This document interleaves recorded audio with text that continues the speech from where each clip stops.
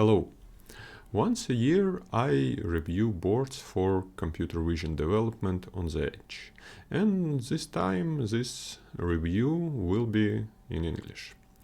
I will talk about convenience of development for each platform, how easy to convert models, the limitation of conversion, limitation of board usage, and performance comparisons.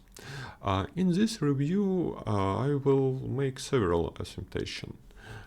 These are boards for low serial development or for hobby.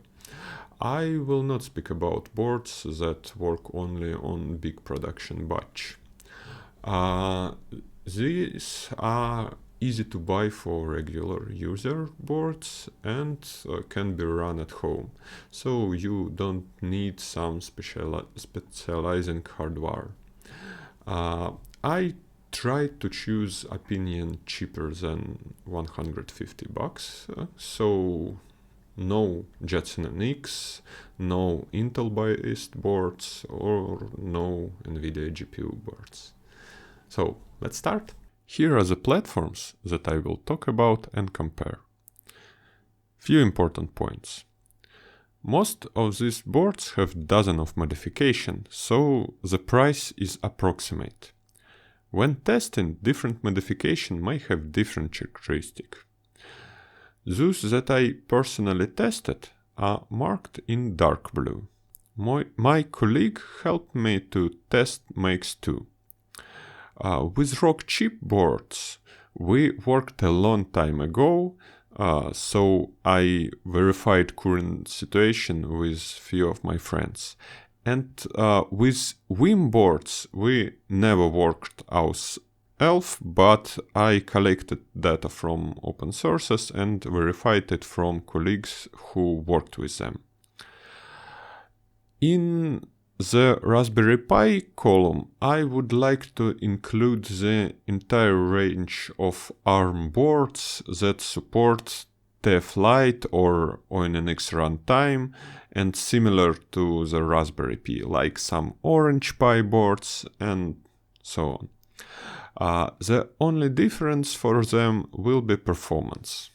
And here you can see a list of what I decided not to consider in my review. Some of these platforms, in my opinion, are unreasonably expensive for their characteristic. Some are hard to get, and in my opinion, they weren't something very special that needed to be tested. Some boards are already been withdrawn from sale. For example, Beagle boards are pretty hard to get. Some boards are not yet on sale, and probably we will test them this year. Some of them, like Intel, AMD, or NVIDIA, are in different price category. And for some processors with good characteristics, there are no cheap and convenient debug boards to test it. Let's talk about convenience. First of all, I don't consider Edge Impulse. In my opinion, this is a good and promising platform. It simplified work with many devices and many tasks. But you need to understand that it's proprietary. It doesn't provide 100% functionality for neural network. It doesn't support all the boards. It's not a silver bullet, and you need to write your own logic that interfere with neural networks. So you can't use Edge Impulse on random task. But of course, for some of the tasks, Edge Impulse will be cool, and it will simplify everything that I will talk about next. Okay, when we speak about convenience, we need to consider few usual problems. First, Linux versus native system. For the board on the left, you use either pure C or MicroPython. And this will make development more complicated. And for the board on the right, you just need to use regular Linux. All present boards that I'm speaking about, except Raspberry Pi and some ARM-based analogs, require converting neural networks into their own format, which involves some optimization. Even Raspberry Pi needs this conversion, but Raspberry Pi can use TensorFlow Lite or ONNX, and these two formats are very easy to convert. Okay, and the more complex the neural network, the more difficult it will be to convert this neural network. Here is the estimated complexity of the model conversion. When I create this rank, I took into account my impression of the conversion, people review, number of supported layers for each conversion instrument, and as you understand, none of these characteristics are unambiguous, and you can treat this one as a value judgment. But I think it can help someone. Okay, memory limitation of the platform. Do you think that 2 GB of memory in the Jetson Nano is not enough? Remember that k210 has 6 MB of memory. ESP32 has 4 MB of memory. MAIX-II has 62 megabytes, and from which only 16 for models. This means that you will not be able to run big models on this. In reality, this means that you can run only very small network. And here is a chart with the amount of memory for each of the platform. But do not think that everything is so simple. Each platform eats part of the memory for its own needs. Operation system, libraries for maintenance of neural network. For example, for Jetson, almost 500 megabytes is needed for TensorRT. But the more right your platform on this graph, the more likely is it everything ok with it. Let's talk about energy consumption. For many projects, this is very important characteristic. It's difficult to estimate power consumption when board have some external peripherals, but let's try. So I would break it into 3 groups. Here the boards with low energy consumption. Here is the board with moderate energy consumption, and here is the board with high energy consumption. So, and it doesn't matter what peripherals you will use, but usually with low energy consumption you get low energy consumption of your project, and with high you will get high. Model speed. Most difficult part of the video. For this video I checked about 10 different articles with speed comparison. Often they contradict each other.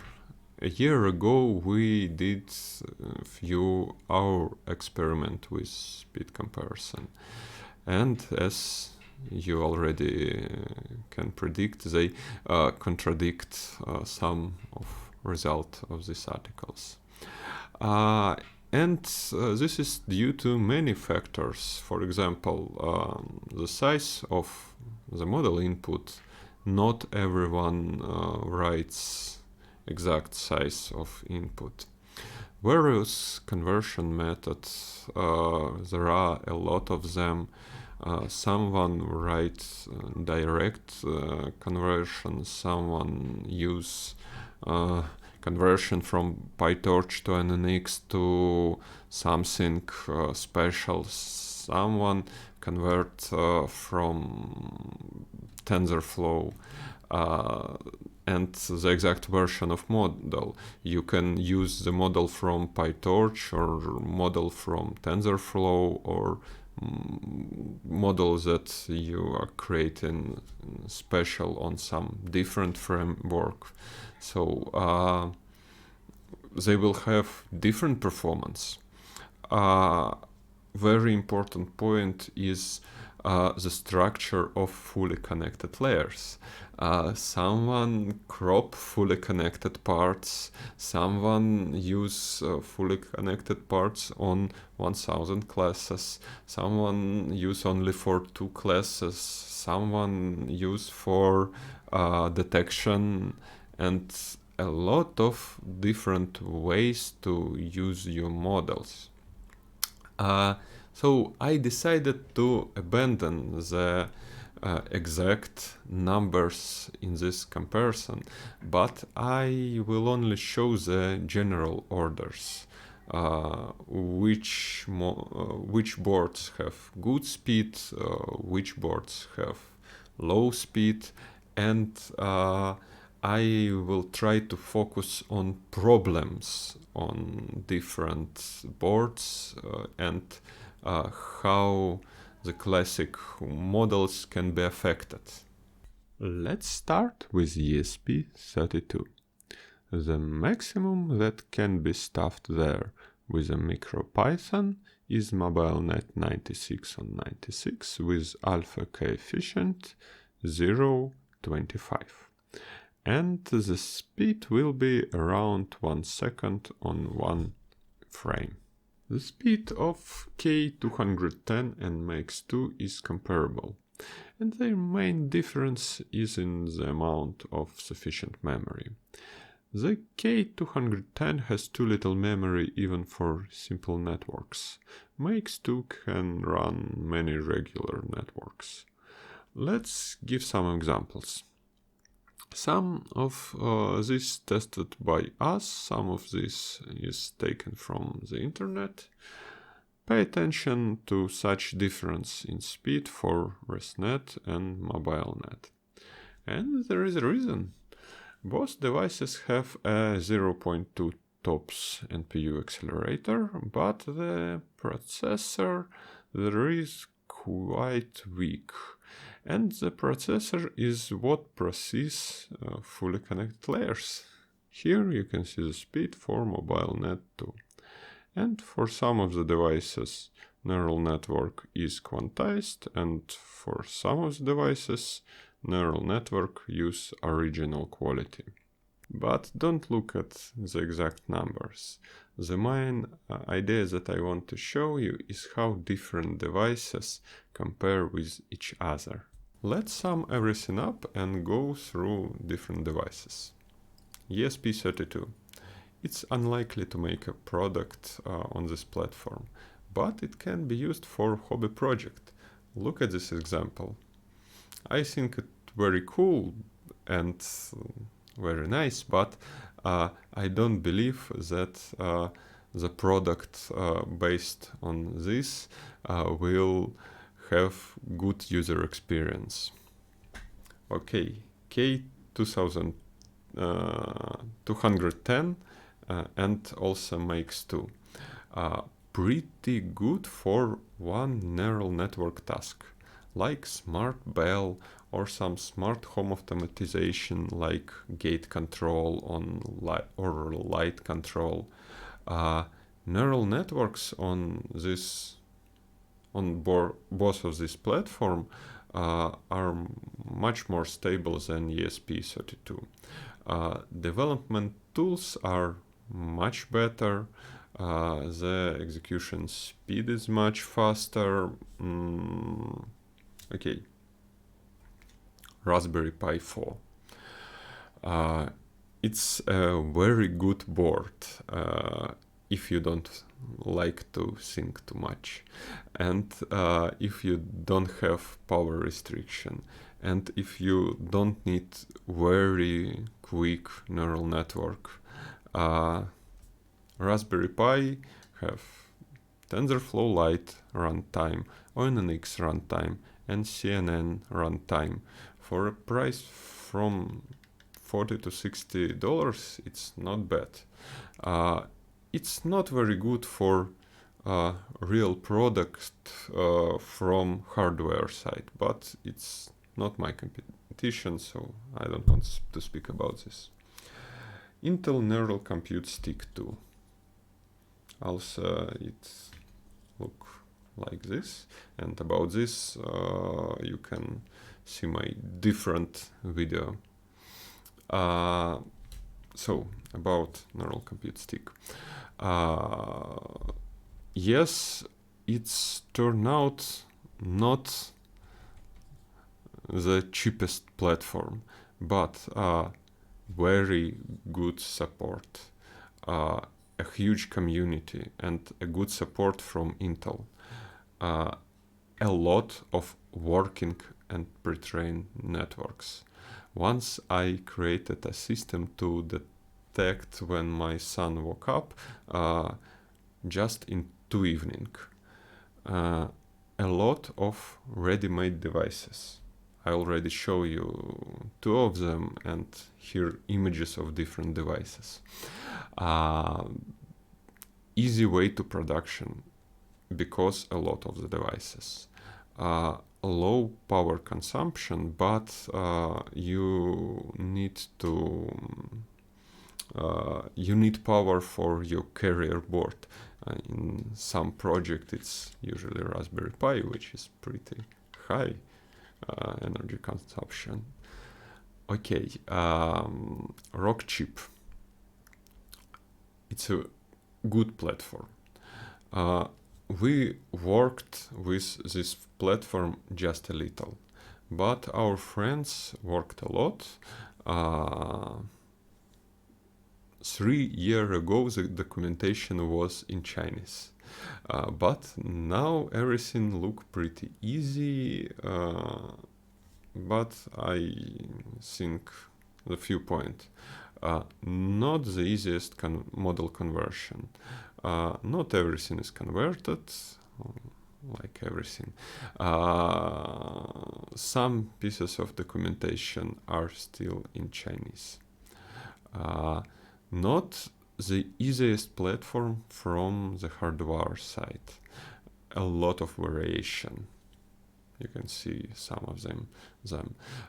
Some platforms require additional work, like some connections, some external devices, and probably some Linux management.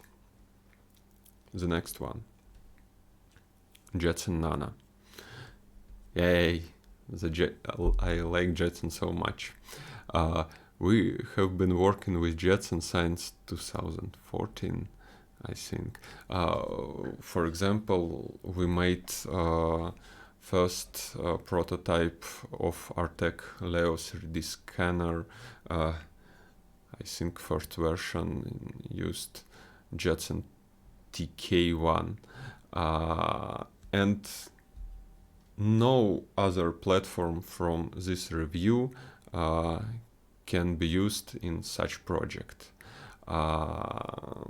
Using Jetsons, we created the iris recognition system, we created a car plate recognition system, and a lot of different systems.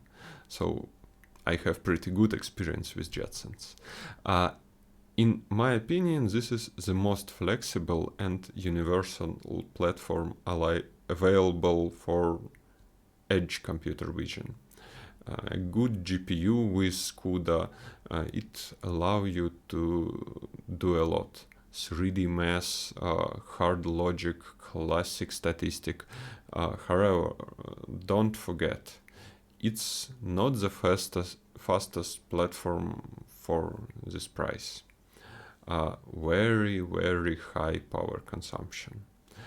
If you create a product on the Jetson Nano, it will be more expensive than the dev board of Jetson Nano. It's pretty funny, but it is. Tensor RT is easy to convert neural network to, but it's also have some problems. And not every neural network will be easy converted to Tensor RT. So, two boards. Jetson are good for its flexibility, but flexibility strike back on the price, on the power, and somewhere else. So the next board, VIM-3. Unfortunately, I didn't work with this platform myself, so all the data here was from feedback, from different issues on the internet, and for me it looked like the experience is a lot like RockChip boards. They use their own framework for network inference, and I saw a few pretty good projects on VIM-3. For example, Sber Portal. And for me, that confirms that this board is pretty efficient. Next one, Google Coral. It's pretty nice that it's in compare to Jetson, it's much smaller and even almost the same like Raspberry Pi. It seemed to me that this is a very good accelerator, and as you saw, the speed is maximum. At the time of release 3 years ago, it was bad, but guys did a lot of work, and now neural network are pretty easy to convert. There is no bugs in software, and for me now it's one of the best platform when we speak about neural network performance and some simple algorithm beside them. Not the easiest one for model conversion, and some of my friends said there is some problem when you want to use Google Coral in product, some hardware problem. Well, I think that's all. If you have any other interesting platforms, write in the comments, maybe I can try them. And do not forget to subscribe to my channel and on different my social networks. Thank you. Bye.